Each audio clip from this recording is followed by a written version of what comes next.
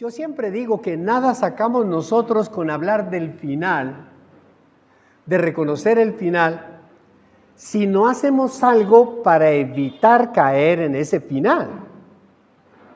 Nada sacamos nosotros con estudiar el cáncer como una enfermedad terminal y decir, mire todo lo que va a causar el cáncer, una enfermedad, y no hacer un poquito de énfasis en qué debemos hacer para evitar caer en una enfermedad tan horrorosa como el cáncer, ¿cierto?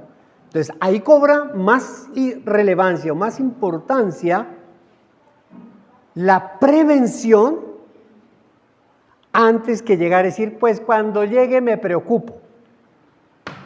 Perdón, ¿de qué estamos hablando? Por eso el sermón de esta mañana se llama El Juicio. Y te lo dije. Es decir, te lo advertí. Es decir, que el juicio va a llegar porque llega. Quiera o no quiera, escondámonos donde nos escondamos, hagamos lo que hagamos, el juicio va a ocurrir.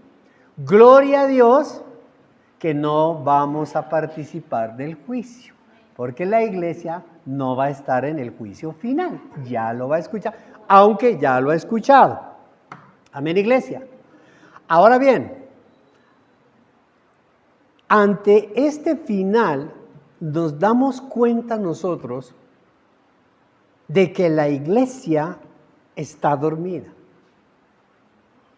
que está estancada, está adormecida y que ella lo que necesita es un despertar. Vamos entonces a la palabra de Dios y váyase a Apocalipsis. Váyase a Apocalipsis capítulo 20. Me regala un amén cuando lo tenga. Gloria a Dios.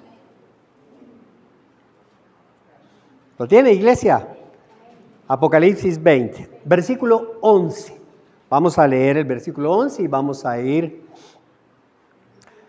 explicando despacio y vamos reteniendo lo que tenemos que retener. Dice la palabra de Dios, versículo 11. Luego lo habíamos dejado hace 2 domingos, en el que Satanás es arrojado al lago de fuego. Y después de ser arrojado Satanás al lago de fuego, dice, luego vi un gran trono blanco y a alguien que estaba sentado en él. De su presencia huyeron la tierra y el cielo, sin dejar rastro alguno. ¿Qué cielo y qué tierra? La que estamos viendo, llena de pecados. Huyen. Adiós.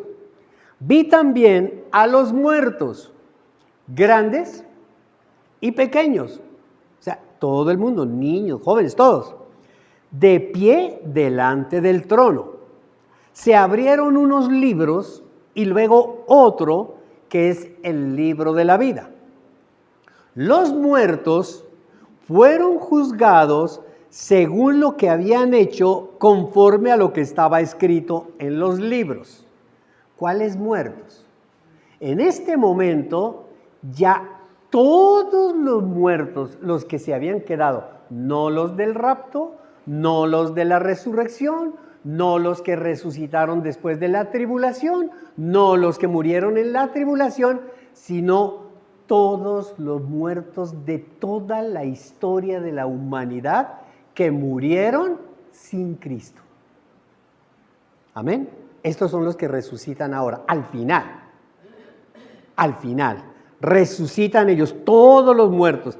Pero mire que dice que hay unos libros en los cuales se consigna lo que la gente ha hecho. ¿Por qué? Gloria a Dios, si usted está entendiendo esta palabra. Nuestros pecados, digan amén los que tenemos pecados.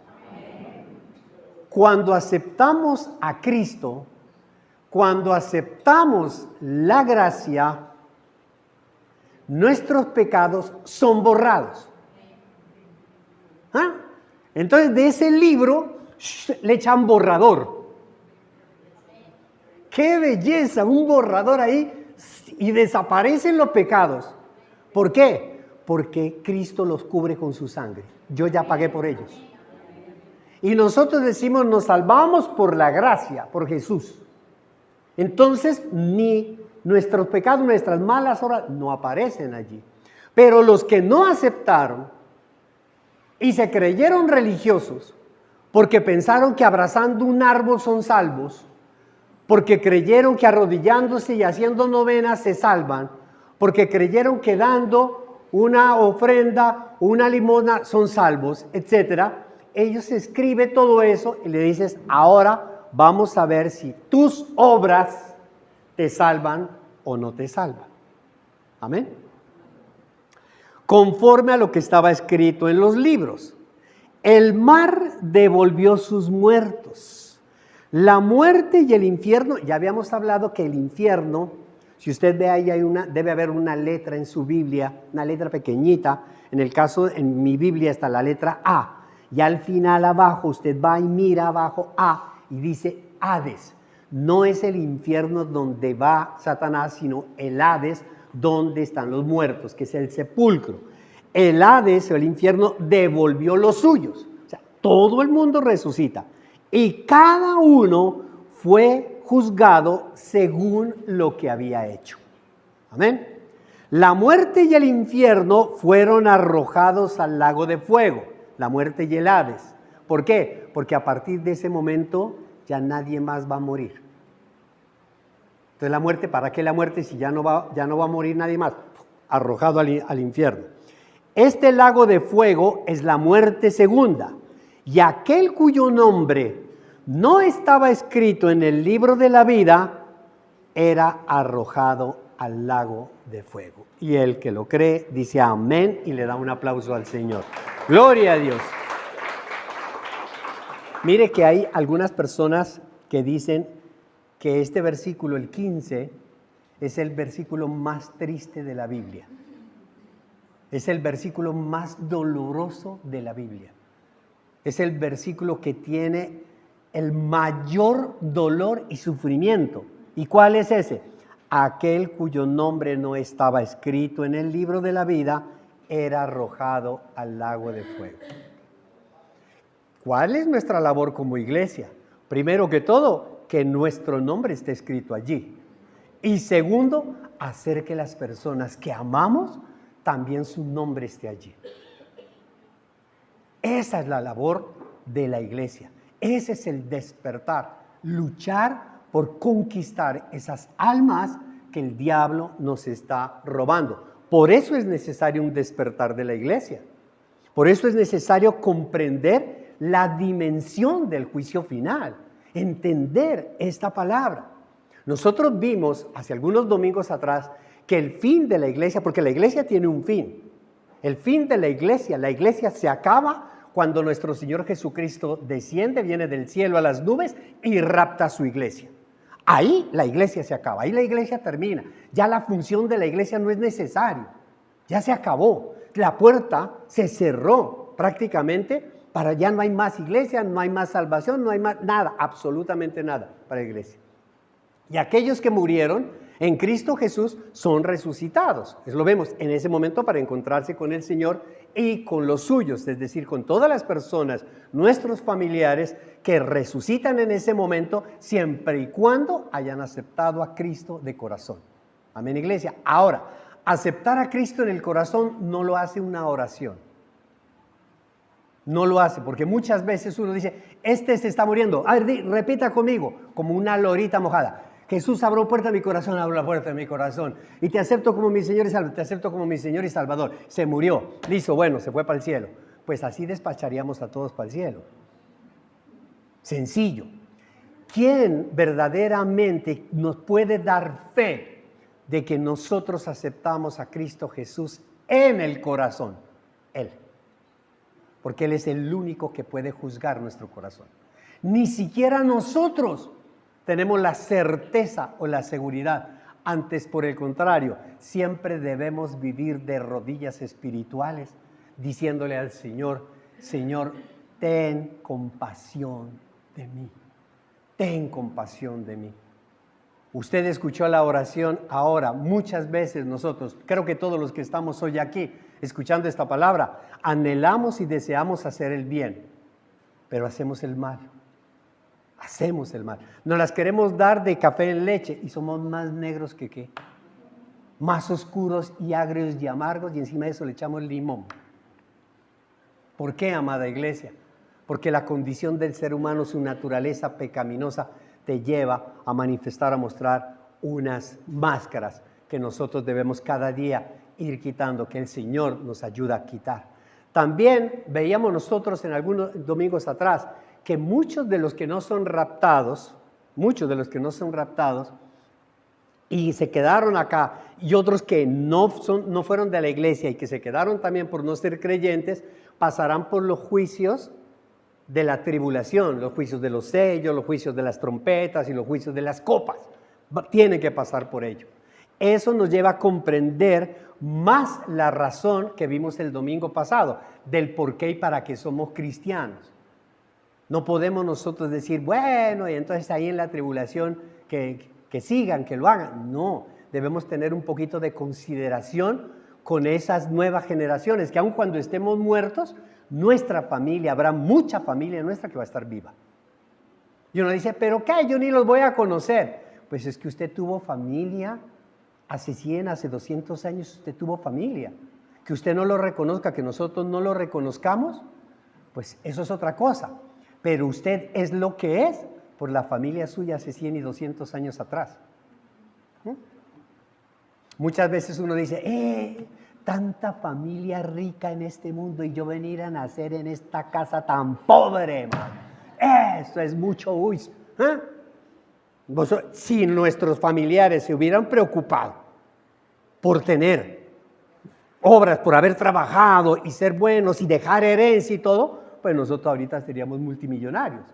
Entonces lo mismo van a decir de usted dentro de 200 años. Así es que a trabajar, mi hermano, y a dejar herencia para ellos. En estos días me vi una serie, porque me llamó la atención. A mí cuando mencionan a Dios, me llama mucho la atención. Y como que mencionaban a Dios una serie, no vale la pena, pero pues, bueno, no perdí el tiempo. Pero había algo que me llamó muchísimo la atención en esa serie. Y es que anuncian que vienen unos extraterrestres a dominar el mundo. Pero como no sabían si era Dios, no sabían si eran ángeles, no sabían si eran demonios, no sabían si eran los mismos hombres quienes amenazaban con venir, se dieron cuenta que definitivamente eran extraterrestres porque encontraron una señal de comunicación, una señal, y esa señal de comunicación había sido enviada 8 años atrás, la señal. La recibieron 8 años después.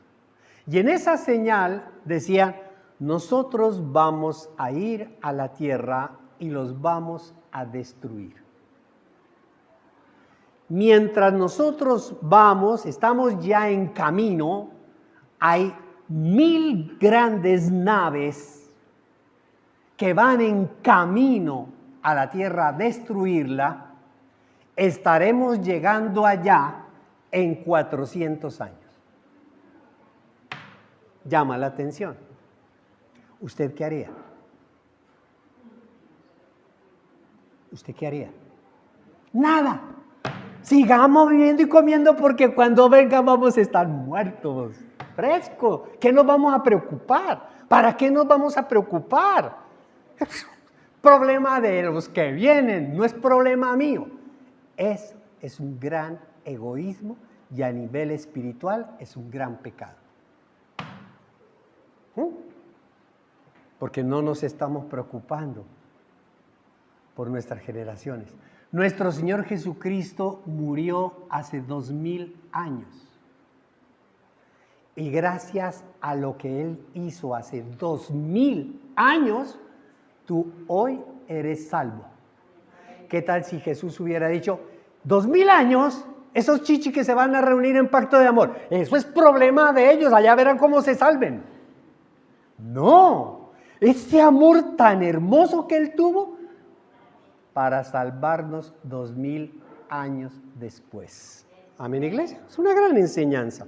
Es una gran enseñanza. Es lo que nos mostraba el Señor el domingo pasado. Cumplir la misión que Dios nos ha encomendado para cambiar el destino. Nuestro destino, que no sea el juicio final, y el destino de aquellas personas que amamos. Porque yo no quiero que mis hijos, que mis hijas, que mis nietos, yo no quiero que mis vecinos, yo no quiero que mis compañeros de trabajo, yo no quiero que las personas que yo conozca, con las que medio tengo alguna relación, incluso yo no quisiera, no hay maldad en mi corazón para decir, ese que se muera. No, yo no quisiera que pasen por ese juicio. Entonces cumplimos una visión para evitar caer en el juicio. Pero también vimos nosotros que Satanás y los incrédulos, acabamos de leer, son arrojados al fuego. Son arrojados por toda la eternidad al infierno. También vemos que la tierra y el cielo serán destruidos. Huyen que se van destruidos. Pero esto lo estamos leyendo en Apocalipsis. Pero si nosotros leemos la palabra de Dios, nos damos cuenta que la palabra nos había dicho de antemano, antes, esto que iba a ocurrir y que iba a suceder. Es decir, no es necesario llegar a leer Apocalipsis para darse cuenta que va a haber un juicio final y que va a haber una destrucción de todo, cuando la palabra de Dios nos lo menciona anteriormente. Váyase a Segunda de Pedro, y usted va a ver la advertencia que Dios nos da a conocer. Segunda de Pedro. ¿La tiene, iglesia? Capítulo 3. Segunda de Pedro, capítulo 3, versículo 9. Y como les decía en alguna oportunidad, hay momentos en los cuales es necesario leer la palabra más allá de explicarla, porque a veces las personas creen que uno inventa, que uno le impone una película, que uno le dice algo. Y hay mejor ir literalmente a la palabra y leerla en la palabra y darnos cuenta en la palabra. Y más bien llegar a la casa y meditar durante el devocional en esa palabra. Versículo 8, capítulo 3, versículo 8, ¿lo tienen? Y escuche que empieza ese versículo diciendo, pero no olviden. Si algo tenemos nosotros es que nos olvidamos. Pero no olviden, queridos hermanos, que para el Señor un día es como 1000 años y 1000 años como un día. Es decir, no se relajen. No, papito. No, que no nos pase lo que pasa con la leche. Nos paramos en la estufa a mirar que la leche está a punto de hervir. Y eso es los ojos pegados así. Y de pronto le dice, amor, sí, se regó. A eso se refiere. No te relajes porque vas a ver un desastre allí, un pegamento total. El Señor no tarda en cumplir su promesa, según entienden algunos la tardanza. Porque siempre usted escucha, no, pero es que Jesús viene anunciando que va a venir desde hace 2000 años y no ha llegado. Más bien, Él tiene paciencia con ustedes porque no quiere que nadie perezca, sino que todos se arrepientan. Para que usted lo entienda, nuestro Señor Jesucristo era muy metafórico y hacía comparaciones.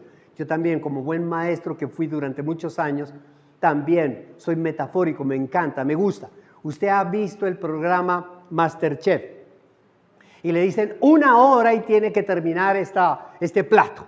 Y les empiezan a decir 5, 4, 3, 2, y eso empieza la gente a sudar y toda la cosa.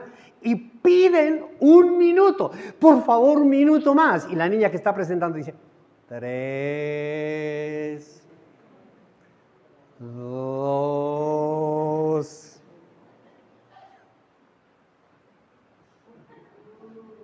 1,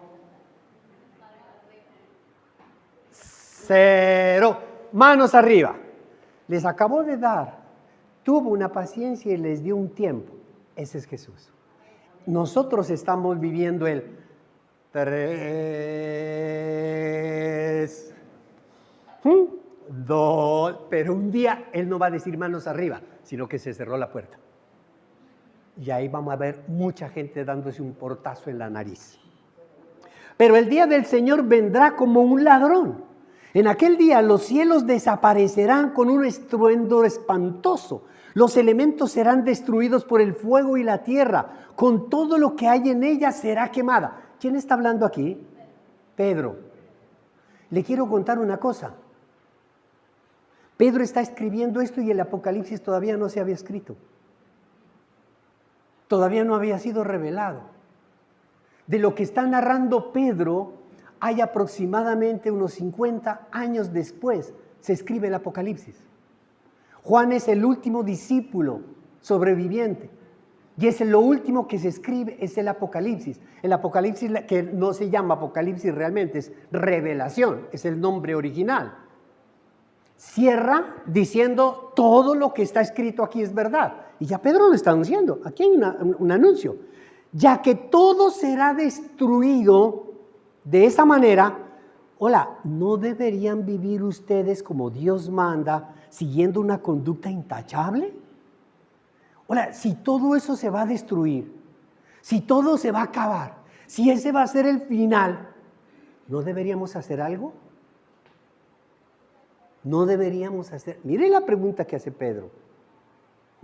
Es decir, Pedro está diciendo, preocupémonos antes de que ocurra eso.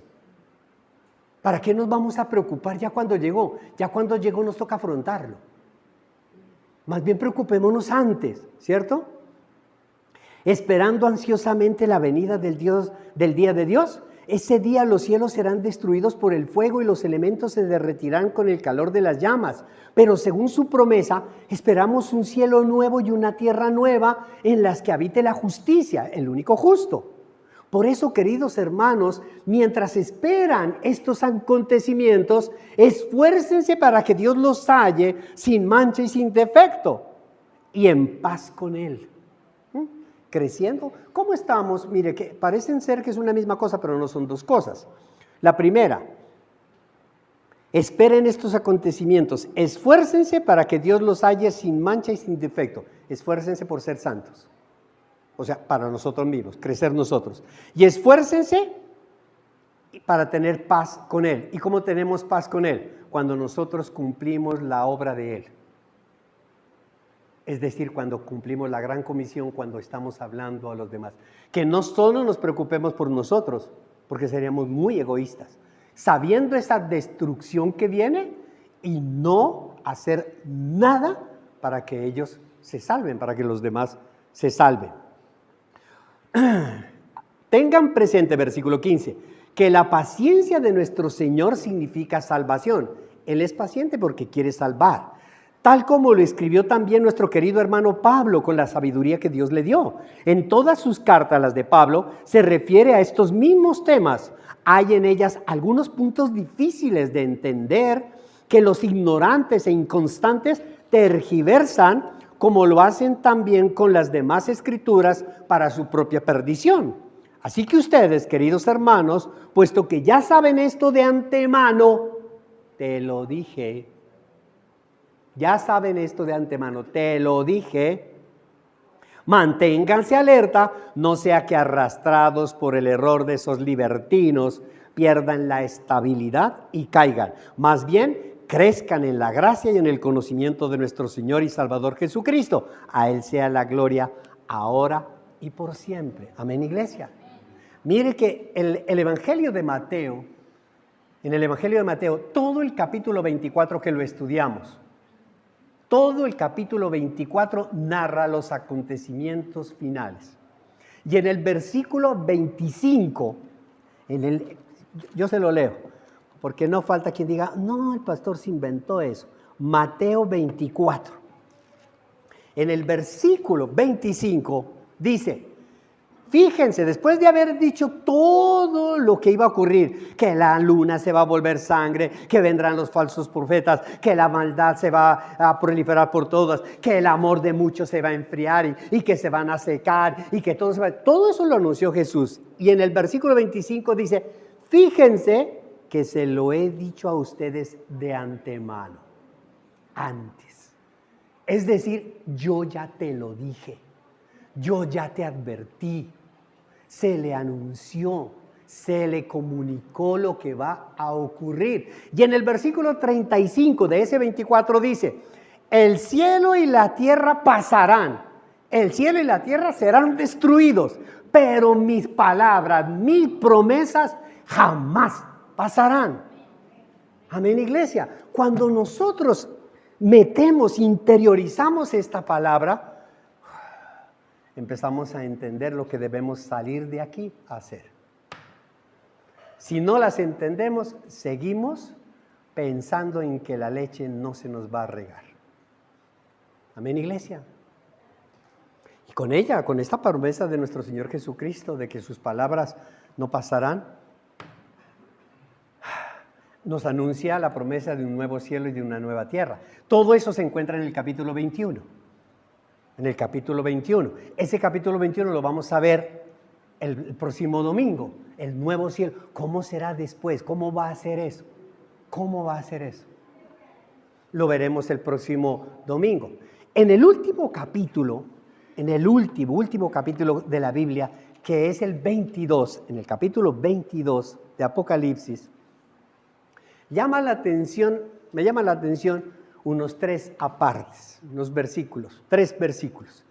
En el versículo 7, 22:7 dice, miren que vengo pronto. Ojo, pilas, eso significa arreglémonos, vistámonos, pongámonos bonitos. Listo, porque el Señor viene pronto.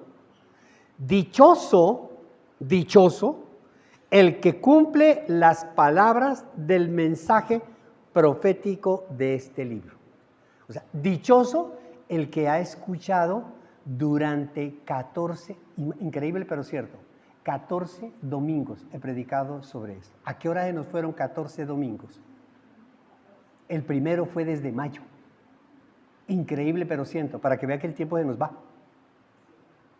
14 domingos y el Señor está diciendo, dichoso el que cumple, el que escucha, el que atiende las palabras del mensaje profético de este libro, de lo que hemos visto.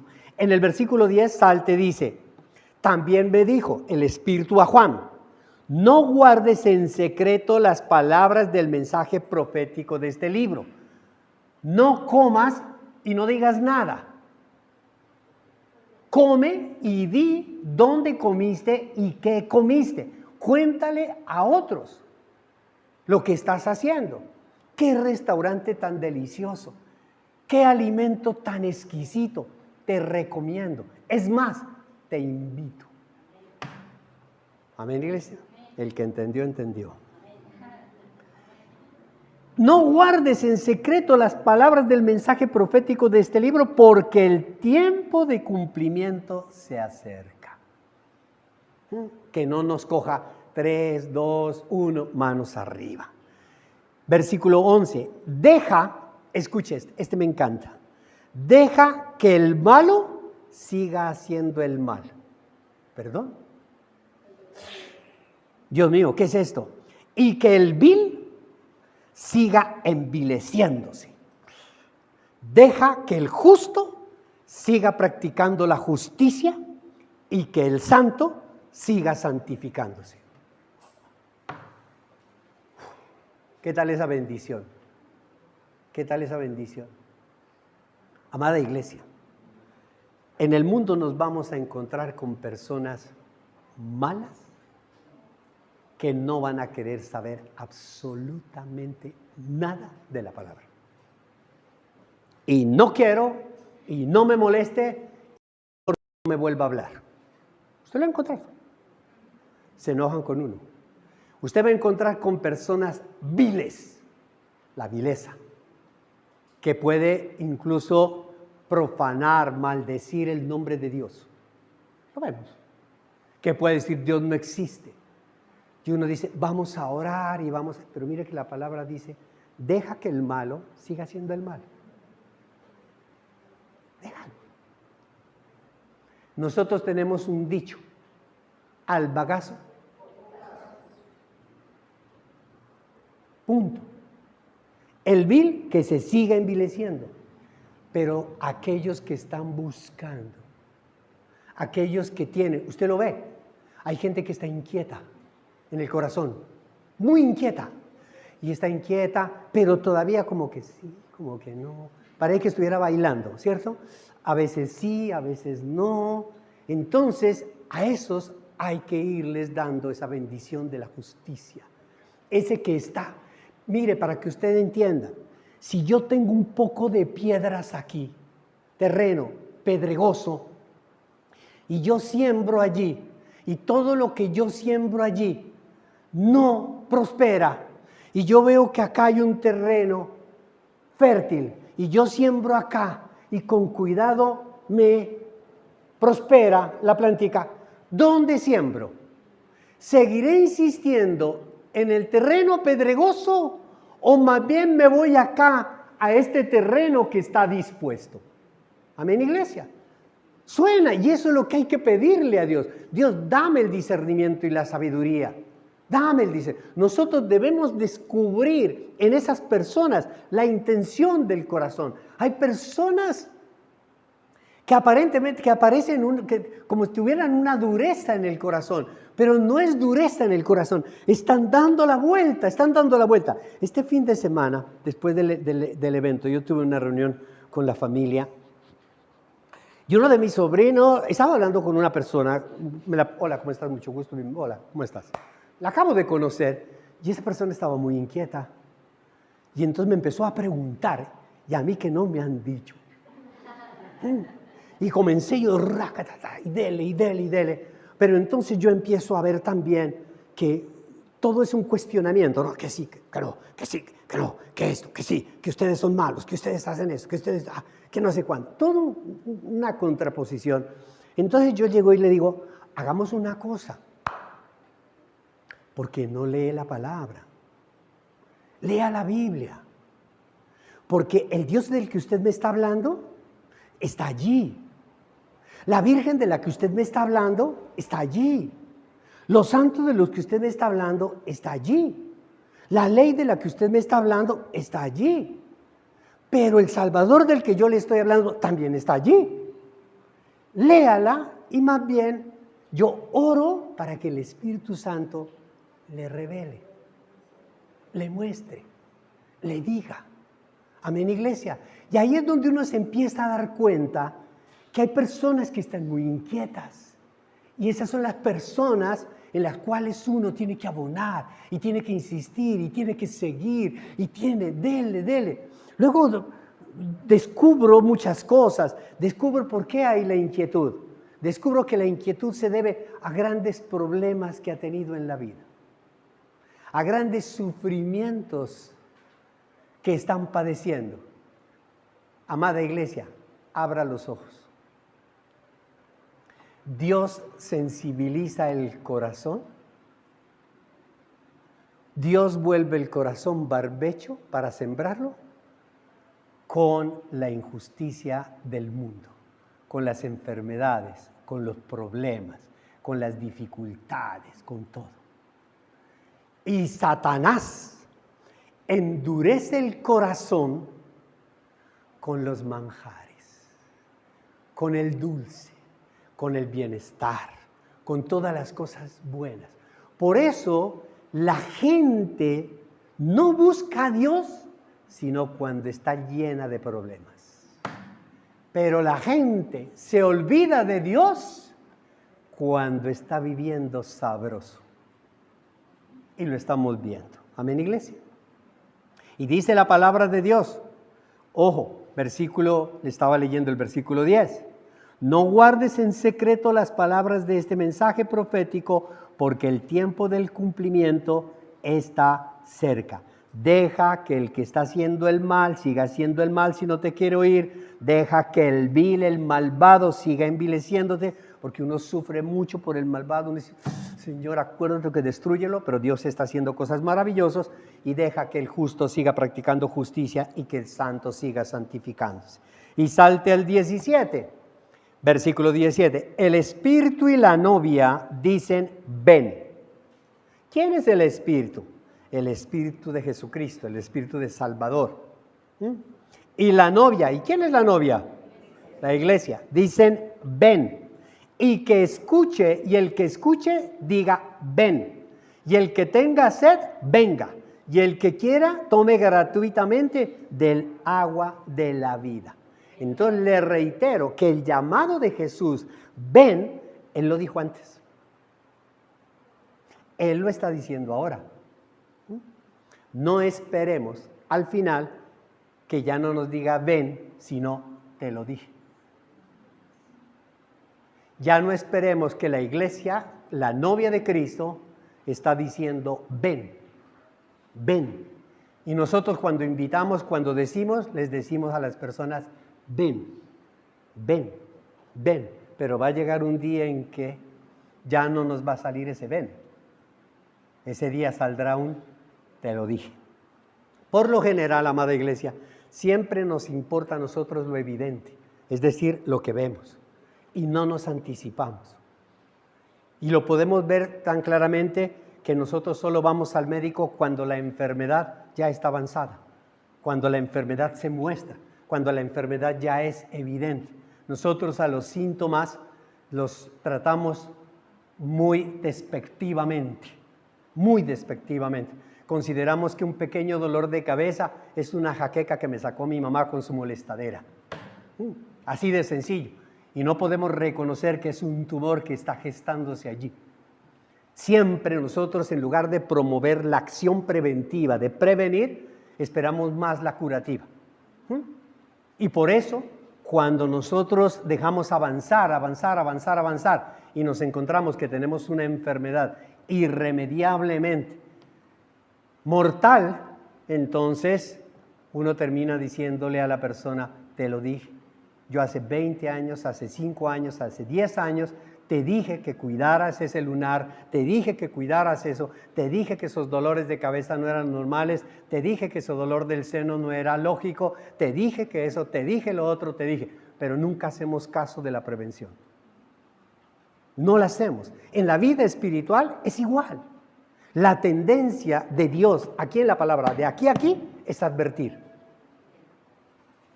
Dios es preventivo, de aquí a aquí. En todo momento Dios nos previene.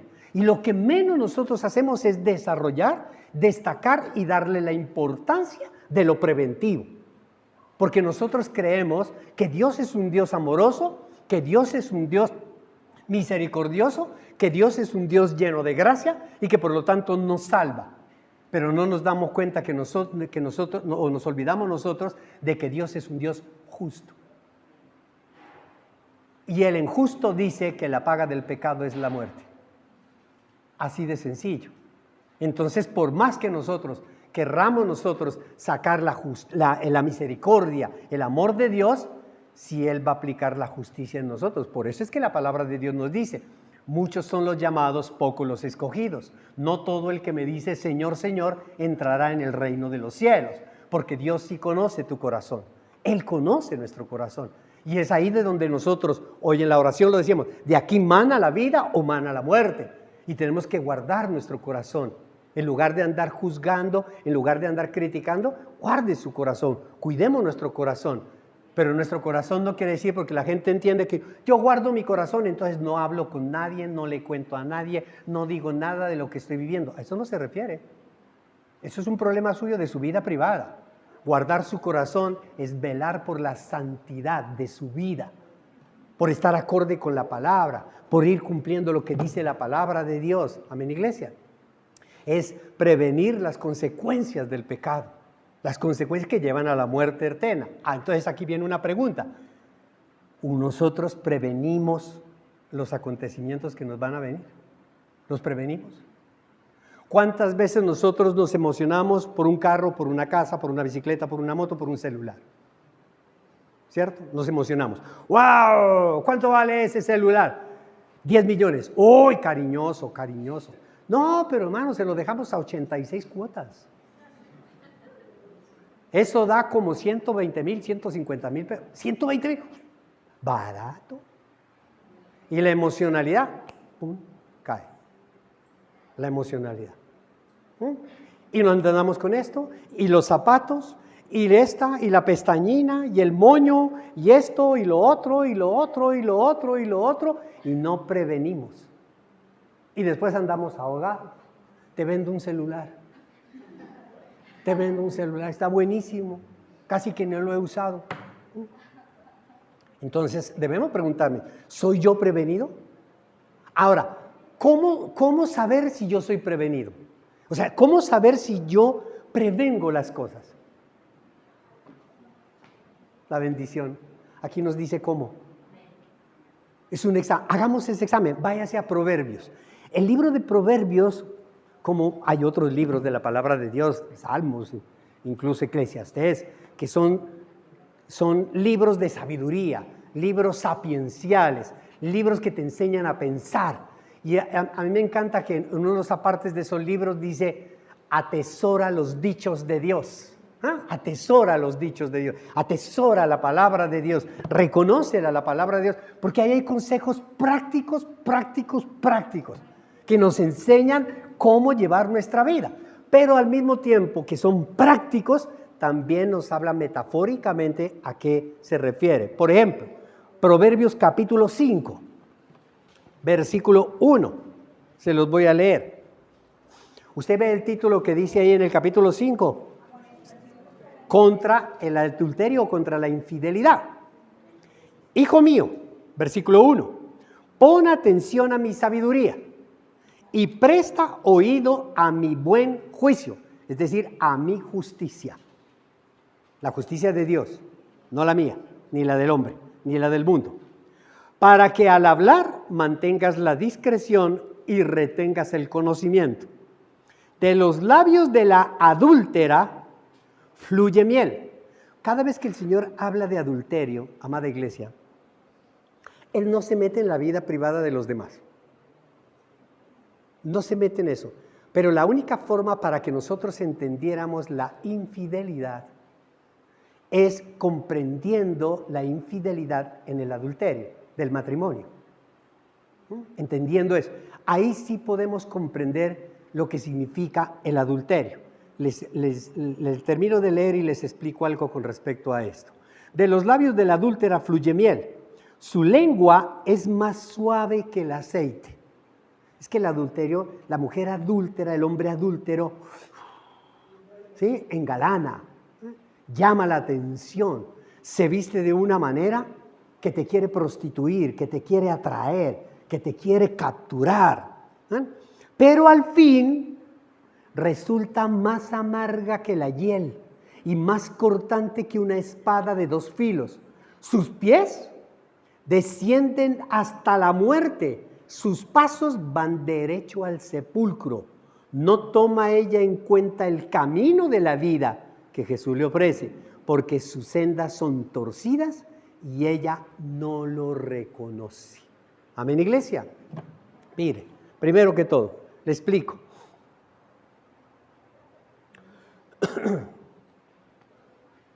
Usted se imagina una persona, un hombre, que se va a casar con una niña, con una dama, y le dice, la víspera del matrimonio, dice, amor, yo tengo una dicha, yo tengo una alegría muy grande. Tú sabes que mañana es nuestro matrimonio. Puede estar hablando el hombre o puede estar hablando la mujer. Ya en este momento, en esta sociedad, es igual. Sí, amor, mañana nos casamos. Eso significa de que si nos vamos a casar, yo te amo. Porque si yo no te amara, no me casaría contigo. ¿Estamos de acuerdo? Sí, yo estoy de acuerdo. La mayor prueba es que me voy a casar contigo. Por la iglesia, por lo civil, por lo católico, abrazando un árbol, nos vamos a casar. ¿Listo? Perfecto, listo, sí, nos vamos a casar. Pero amor, yo te he demostrado que te amo, ¿cierto? Y yo creo, pues que nosotros somos muy liberales, en una sociedad muy chévere.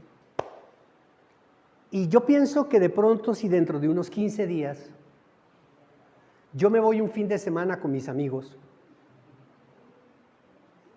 la niña empieza a oír, ajá, sigue. Un fin de semana con mis amigos, de viernes hay un puente, de viernes a lunes, he trabajado, he llevado a la casa, todo lo que te... Pues yo me voy con ellos ese fin de semana, solo, para dejarte descansar a ti, yo también descanso. Y si de pronto en ese fin de semana, pues, se aparece una chica bonita, chévere, o si está hablando la mujer, se aparece un chico bonito, lindo, pues yo puedo estar con él, puedo tener intimidad con él, puedo tener intimidad con ella, disfrutarlo, pero yo el lunes regreso, porque tú sabes que yo hice un pacto contigo, de que viviremos juntos hasta que la muerte nos separa. ¿Usted qué haría si su novio o su novia le dice eso?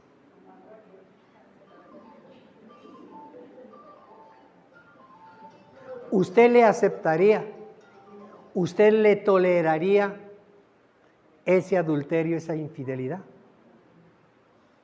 Pero si le decimos a Jesús, yo abro la puerta de mi corazón, yo te invito, yo me caso contigo, pero el próximo domingo tengo un paseo y no voy a ir a escuchar tu palabra. Yo no voy a ir al ayuno, yo no voy a ofrendar, yo no voy a hacer esto, yo no puedo, porque es que tengo algo que hacer, porque tengo otras cosas que hacer. Eso no es infidelidad, eso no es adulterio. ¿Qué es? Ahora usted pregúnteselo a Dios. No me lo pregunte a mí, usted pregúnteselo a Dios. Y dígale, Señor, ¿qué es?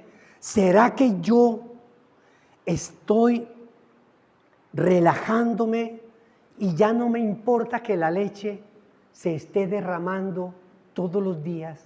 Cada vez que la pongo, yo ya sé que se va a derramar, igual algo me queda de leche y ya no me preocupa. ¿Será que de pronto estoy perdiendo el temor de Dios, la honra a Dios, el respeto a Dios? ¿Será que eso? Aquí en Proverbios nos dice cuándo somos prevenidos. Y nos dice que somos prevenidos cuando ponemos atención. Escuche en Proverbios. Pon atención. ¿Y cuándo ponemos atención? ¿Qué significa poner atención? Poner atención es porque yo estoy interesado. Amada iglesia, si usted está hoy aquí, en este lugar, escuchando lo que usted está escuchando, es porque usted tiene un interés. Usted está interesado en escuchar el mensaje de la palabra. Y eso es lo que está viendo Dios. Yo pongo atención. Señor, yo quiero poner atención a tu palabra. Por eso te muestro interés por la palabra. Cuando usted le dice a su hijo, venga un momentico, y se demora 4 horas en llamarlo que venga, usted se da cuenta que su hijo no tiene interés en escucharlo. No hay interés en escucharlo. Porque cuando nosotros estamos interesados en escuchar, en hacer algo, cualquier cosa, cuando estamos interesados en algo, hacemos todo lo que sea necesario. Si yo estoy interesado en adquirir esta moto, yo me endeudo hasta la coronilla y hasta el poco pelo que tengo. ¿Para qué? Para adquirir esa. ¿Por qué? Porque mi interés es adquirirla. Si yo estoy interesado en esta chica, en este chico, yo hago todo lo que sea necesario hasta que lo consiga. Amén, iglesia. Jesús dice que el que quiere ser su discípulo, digan amén los que quieren ser su discípulo, debe mostrar interés en sus enseñanzas. Si no hay interés en sus enseñanzas, pero lastimosamente el corazón de muchos está lleno de otros intereses, y escuchan más esos otros intereses que el interés de Dios. Entonces, ¿será que están poniendo atención? ¿Será que les importa el final? ¿Será que les importa a los demás? ¿Será que les importa su propio corazón? Amada iglesia, para evitar que Dios te diga, te lo dije, debemos mostrarle interés y debemos ver ese juicio de Dios, ese buen juicio de Dios que es la justicia a través de la gracia. Pero también nos dice la palabra de Dios en los versículos que acabamos de leer, que somos prevenidos cuando retenemos. ¿Sabe lo que significa retención? Usted ha visto que últimamente en Colombia hay una gran discusión por la palabra retención y secuestro. El secuestro es evitar la libertad, cohibir de la libertad. La retención es hacer lo mío. cuando retenemos el conocimiento, cuando retenemos la palabra de Dios, no la secuestramos, la retenemos. ¿Para qué? Para que yo la pueda absorber y volverla rema, volverla vida. De lo contrario, mire, amada iglesia, usted puede leer y leer y leer y leer y leer la Biblia. Pero si usted no la retiene, nunca va a cambiar. Conozco a muchas personas que la Biblia se la conocen de la pasta a la pasta. Hay personas que se saben capítulos y libros enteros de memoria de la Biblia, pero su corazón está vacío. No lo retienen, no retienen la palabra. Cuando la retienen, empieza a sentir, Dios, tú me estás hablando a mí, no a los demás. El adúltero soy yo, no los demás. El infiel soy yo, no los demás. El malo soy yo, no los demás. El pecador soy yo, no los demás. Ya no empiezo a justificar, sino que empiezo a aceptar. Cuando nosotros retenemos, vamos atesorando la palabra de Dios y dejamos que el Espíritu Santo es el que nos cambie. Porque nosotros no vamos a cambiar, créamelo. Por más fuerza que querramos, yo sí. No, papito. Usted es imposible que es el Espíritu Santo. Amén, iglesia. Lo tercero, ¿cuándo somos prevenidos? Cuando tenemos fidelidad espiritual. Cuando somos fieles espiritualmente. ¿Por qué, amada iglesia? Porque estamos viendo que el adulterio espiritual es fatal. Cuando le decimos a Dios una cosa, pero hacemos otra. Cuando solo le cumplimos a Dios en lo que nos conviene, pero nos damos permisos en otras cosas. Es fatal. Cuando las cosas te apartan de Dios, parecen dulces, dice la palabra de Dios. Es que es dulce, es que fluye, es miel, es delicioso, es rico. Ay, eso es muy rico. Un paseo frente a un culto, pues por Dios. Coca-Cola mata tinto. Así de sencillo. Me parece dulce, me parece riquísimo, me parece sabroso. Amada iglesia. Pero te llevan al te lo dije. Te llevan al te lo dije. Escuche lo que dice la palabra de Dios. Estamos en Proverbios, capítulo 5. Lea el 7. Póngase el cinturón porque esto va a doler mucho. Pues bien, hijo mío, préstame atención. Empieza. Papito, póngame atención. Y no te apartes de mis palabras. Aléjate de la infidelidad. Aléjate de la adúltera. No te acerques a la puerta de su casa para que no entregues a otros tu vigor ni tus años a gente cruel. ¿Cuántas veces nos hemos criado? No, es que lo que pasa es que yo trabajo, es que yo tengo que trabajar, es que yo tengo que trabajar. Entonces, ¿yo qué hago? Dejo a Dios y voy todo mi esfuerzo, mi vigor, mi trabajo, se lo estoy entregando a otra persona. Me olvido de Dios, se lo entrego a otra persona. Le doy todo. Miren lo que dice la palabra de Dios. Y está en la comparación al adulterio sexual, al adulterio del matrimonio, al adulterio de esto, pero es al adulterio de la infidelidad espiritual. Aléjate de la adúltera, no te acerques a la puerta de su casa para que no entregues a otro tu vigor ni tus años a gente cruel, para que no sacies con tu fuerza a la gente extraña. Termina uno siendo viejo y cuando regresa a la iglesia, viejo, llevado del bulto, quebrado, todo, y se sienta, pastor, me explotaron, no me hicieron, ¿ya qué? Papito, póngame en ese adorno ahí atrásito. Ya viene sin fuerza, sin creatividad, sin amor, sin pasión, sin nada. Para que no entregues a otros tu vigor ni tus años a gente cruel, para que no sacies con tu fuerza a gente extraña, ni vayan a dar en casa ajena tus esfuerzos, porque al final, acabarás por llorar cuando todo tu ser se haya consumido. Y dirás, ¿cómo pude aborrecer la corrección, la disciplina? En un momento en que Dios me dijo, yo lo rechacé.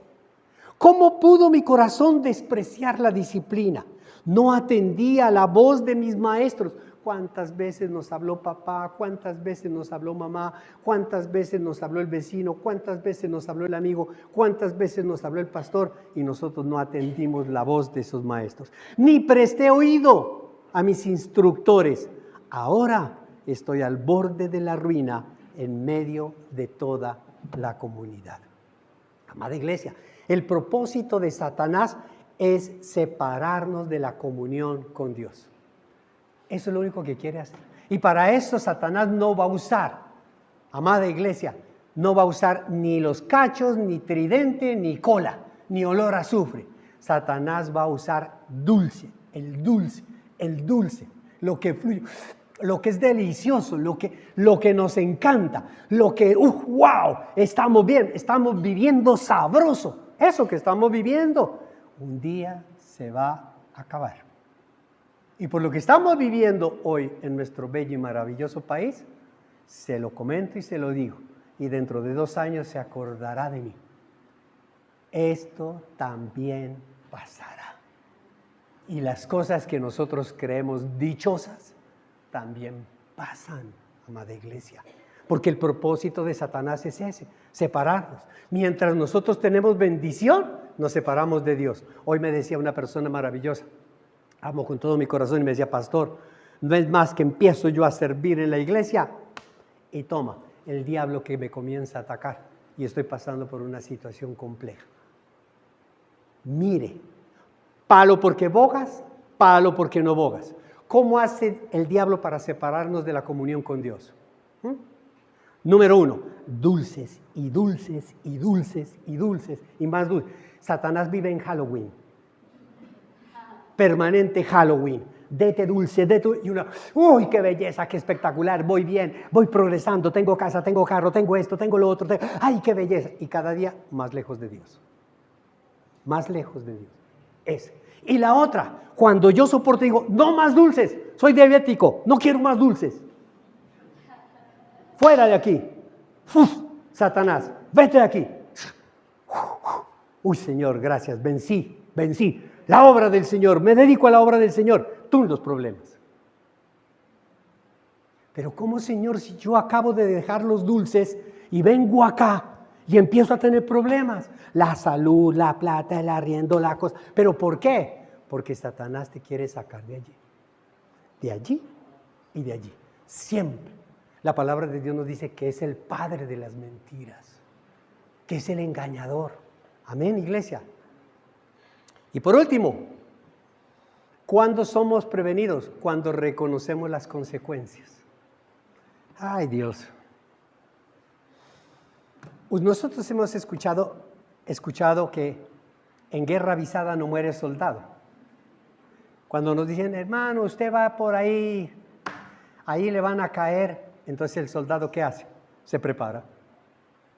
Y dice, gracias, porque me avisaron que es una trampa. Es decir, reconocemos el final y nos cuidamos. ¿Reconocemos cómo actúa el diablo?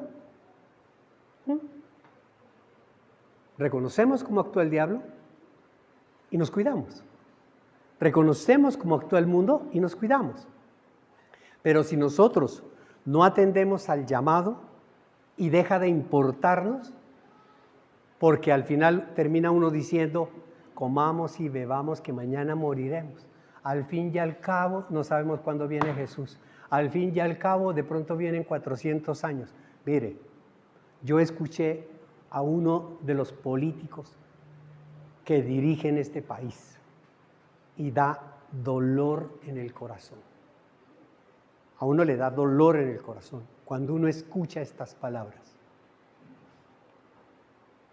Señor X fulano de tal, doctor fulano de tal, usted no se está dando cuenta que estas acciones que usted está ejecutando, haciendo ahorita en este momento, lo van a llevar a una demanda tan grande a usted, al país lo van a llevar a un problema muy grave, pero a usted lo van a llevar a un problema, una demanda muy grande, tanto en el sistema penal nacional como en el sistema penal internacional. Y eso le puede causar muchos años de cárcel. Y con su edad, que usted no tiene 25, eso significa que va a morir en la cárcel. Y él lo que contestó. Esos son procesos jurídicos que toman muchos años. Y cuando eso salga, yo ya voy a irme bajo tierra. Así es que, tranquilo, no me importa. Estos son nuestros gobernantes. No me importa. Esos son los cristianos. No me importa. Comamos y bebamos. Iglesia, nos vamos secando, la gente se va secando y va bajando al sepulcro. Va bajando, dice la palabra de Dios, a la muerte. Si nosotros hoy en día no podemos con la gracia, tenemos la gracia de Jesús. Y qué trabajo para ser fieles, qué trabajo para estar con el Señor. No podemos con la gracia, imagínense, no vamos a poder con la tribulación tampoco, y menos con el juicio final. Si no podemos ahora. Satanás, como ladrón, quiere robarte la vida, amada iglesia. Quiere robártela. Y Jesús quiere darte vida, y vida en abundancia. Y Jesús quiere dar esa vida a otros. Es tu decisión. Tú lo decides. Y el que lo cree, dice amén y amén. Y le da un aplauso al Señor.